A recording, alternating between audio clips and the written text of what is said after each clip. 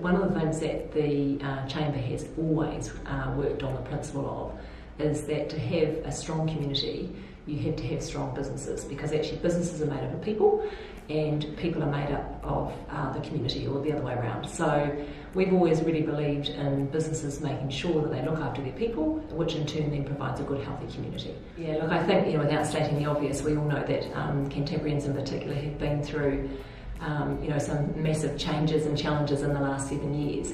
And that has, I guess, raised the awareness of things like mental health in the workplace and the impact that can have on people across all walks of life.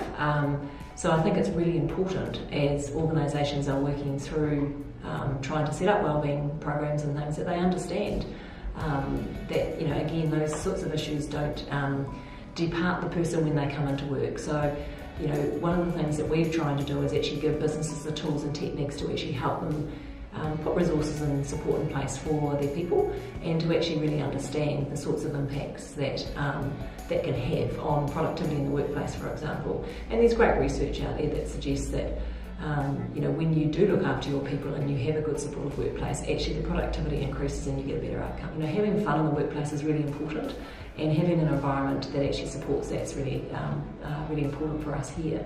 I guess one of the big ones for us is actually having a family-friendly environment for staff to actually understand that if they have a sick child or a sick parent, or actually they just simply want to go to their child's sports day, that's actually okay, because while they're sitting here worrying about not being present for the athletics day, and they're probably not that productive anyway. So we encourage them to, get out and enjoy time with their family. And there's a balance of that, and sometimes it's a challenge to manage, but that's really important, and you generally get a much better outcome, and people feel very loyal to an organisation that supports that sort of activity. We've got several members who are actively involved in looking at wellness strategies and workplace wellness. It's just part of their their organisations. Kilmarnock, I think, is a great example where they're encouraging their staff to just think about workplace wellness and health and wellbeing through a different lens. So by putting information and resources out in front of their staff, to encourage them just to look at that through a different lens, and actually just to make different choices in life.